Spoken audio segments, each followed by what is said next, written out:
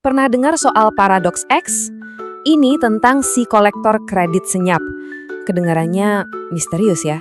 Yuk kita bedah bareng-bareng fenomena menarik ini. Oke, coba lihat deh. Kenalan dulu nih sama Tupi. Dia ini tupai yang lucu, tapi kelihatannya cemas banget ya kan? Nah, yang bikin aneh, Tupi ini gajinya gede loh. Tapi kok buat beli makan sehari-hari aja, dia malah ngutang. Inilah paradoks yang bakal kita kupas tuntas. Kita masuk ke bagian pertama. Nah, ini penting ya. Ini tuh bukan soal gaya-gayaan atau pamer status.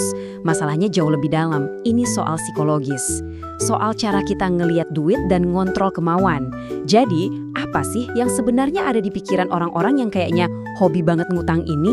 Oke, sekarang kita coba jadi detektif pikiran.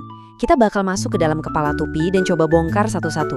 Konsep psikologi finansial apa aja sih yang bikin kelakuannya ini ya kelihatan nggak masuk akal banget? Konsep pertama, namanya akuntansi mental. Coba bayangin deh, di dalam pikiran Tupi itu ada 2 dompet. Dompet pertama isinya uang gaji. Ini suci, sakral, nggak boleh diapa-apain, harus dilindungi. Dompet kedua isinya uang kredit. Nah, ini dianggap sumber daya yang bisa dipakai dulu. Bayarnya ya nanti aja deh. Inilah yang bikin dia bener-bener takut pakai gajinya sendiri. Aneh kan? Terus ada lagi yang namanya kemudahan kognitif. Gini deh, enak banget kan ya, tinggal klik pay letter atau gesek kartu, cering, beres. Nah, kemudahan ini ngasih kepuasan instan. Akibatnya, Tupi bisa lolos dari yang namanya rasa sakit membayar. Itu loh, perasaan gak enak pas kita lihat duit beneran pindah tangan dari dompet kita. Nah, ini dia ilustrasinya. Kalau kita bayar pakai uang tunai, rasanya tuh nyes banget, kerasa ada yang hilang. Soalnya nyata, kelihatan. Beda banget sama kalau pakai kredit. Rasanya, itu kan urusan nanti. Masalah buat Tupi versi masa depan aja. Ada satu lagi nih, penimbunan yang didorong kecemasan. Jadi, Tupi ini bukannya nabung buat masa depan yang cerah, bukan. Dia numpukin saldo di rekeningnya cuma biar ngerasa aman sesaat buat ngilangin cemas. Ini bahaya banget karena menciptakan ilusi kalau dia kaya. Padahal di balik saldo yang gede itu, utangnya numpuk dan kekayaan bersihnya malah anjlok terus. Oke, jadi kita udah bahas soal psikologi finansialnya. Tapi ternyata ini nggak cuma soal itu.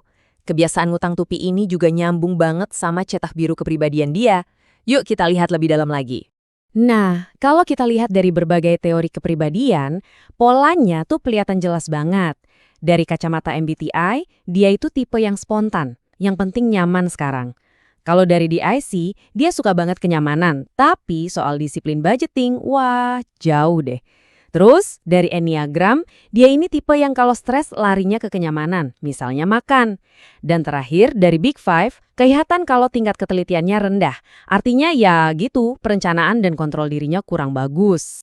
Sekarang kita mundur lebih jauh lagi. Kita akan telusuri akarnya. Karena seringkali perilaku kayak gini tuh jejaknya bisa kita temukan sampai ke masa kecil. Ke cara kita dibesarkan dulu. Dan bener aja. Akar masalahnya tuh bisa ditarik jauh banget ke belakang. Waktu bayi, kalau rasa aman dasarnya nggak terpenuhi, dewasanya bisa jadi suka numpukin tabungan karena cemas. Terus waktu balita, kalau pola asuhnya terlalu memanjakan, nggak pernah diajarin nahan diri, ya dewasanya jadi impulsif. Nah, pola-pola masa kecil inilah yang tanpa sadar diulang terus sama Tupi sampai sekarang. Jadi, ada 3 skrip uang yang mungkin terbentuk dari pola asuh. Pertama, pola asuh permisif, di mana semua kemauan langsung diturutin. Akibatnya, dia nggak pernah belajar nunggu. Aplikasi pinjol sekarang jadi kayak orang tua baru buat dia. Kedua, keterikatan finansial. Mungkin dia tumbuh besar ngelihat utang itu ya hal yang wajar aja. Dan yang ketiga, kompensasi. Bisa jadi dulu hidupnya susah, jadi sekarang dia trauma banget kalau lihat saldonya berkurang, meskipun cuma sedikit. Oke, kita udah bongkar masalahnya dari A sampai Z. Pertanyaannya sekarang, terus gimana solusinya? Gimana caranya Tupi bisa putus dari lingkaran setan ini? Jawabannya ada di sebuah proses yang keren banget, namanya reparenting. Intinya, dia harus belajar jadi orang tua yang tegas tapi bijak buat dirinya sendiri. Gimana caranya? Ada 3 langkah praktis. Pertama, tetapkan uang saku mingguan. Pakai uang tunai, bukan digital. Kalau habis sebelum waktunya, ya udah, rasain konsekuensinya. Jangan curang. Kedua, latihan exposure. Coba deh sengaja bayar sesuatu yang agak besar pakai uang tabungan. Rasain gak enaknya.